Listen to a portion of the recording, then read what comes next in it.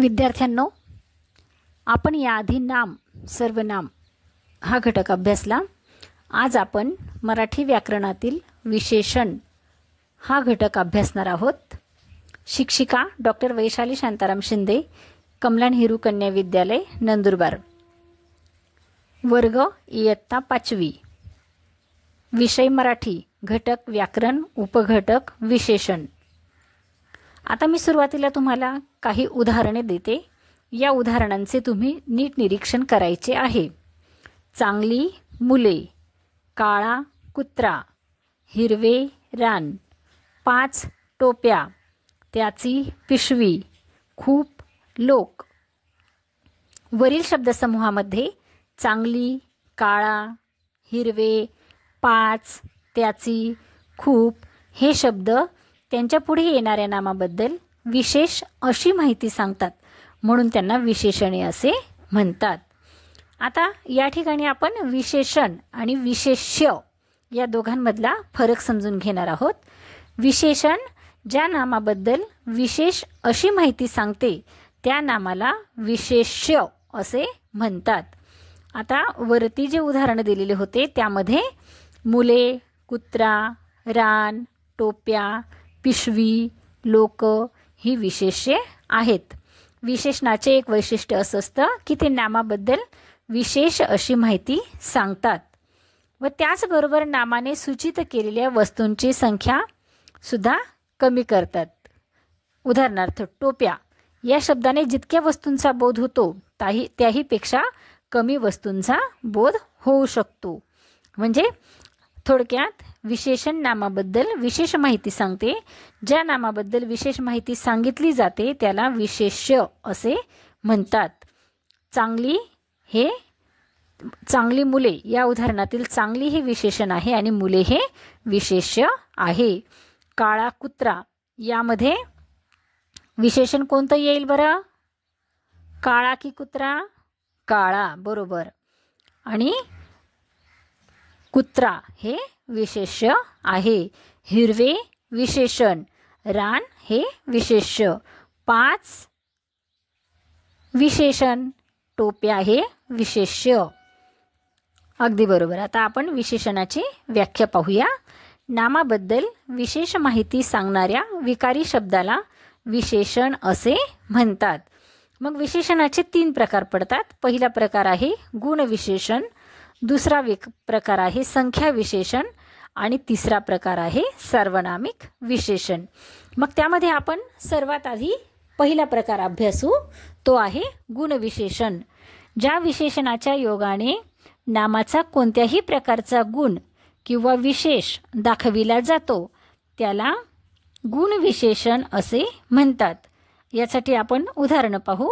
मोठी मुले, आंबट बोरे, पिकलेला आंबा, म्हातारी माणसे. आता यामध्ये जे नाम आहेत त्या नामांचा गुण दाखवलेला आहे. मुले कसे आहेत? मोठी. बोरे कसे आहेत? आंबट. आंबा कसा आहे? पिकलेला. माणसे कसे आहेत? म्हातारी. म्हणून या ठिकाणी हे गुण दाखवलेले आहेत, म्हणून या विशेषणांना गुणविशेषण असे म्हटले जाते.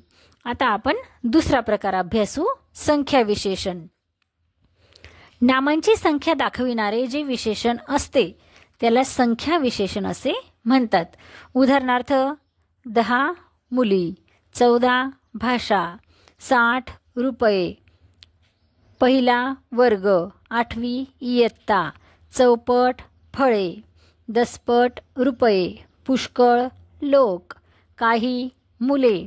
आता ही जर उदाहरणे आपण या ठिकाणी पाहिली तर या ठिकाणी नामाबद्दल जी माहिती सांगितलेली आहे ती संख्यांच्या स्वरूपात सांगितलेली आहे. कसे बरं? आता मुली हे नाम आहे, पण मुली किती आहेत? 10. भाषा किती आहेत? 14. वर्ग हे नाम आहे, पण कितवीचा आहे? पहिलीचा. इयत्ता हे नाम आहे, पण कितवीची इयत्ता आहे?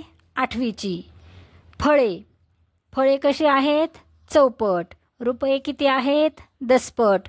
लोक किती आहेत? पुष्कळ. मुले किती आहेत? काही. म्हणजे या ठिकाणी संख्यांचा उपयोग केलेला आहे. म्हणून नामांची संख्या दाखविणारे जे विशेषण असते त्याला म्हणतात संख्या विशेषण. त्यानंतर आपण पुढचा प्रकार अभ्यासू, सार्वनामिक विशेषण.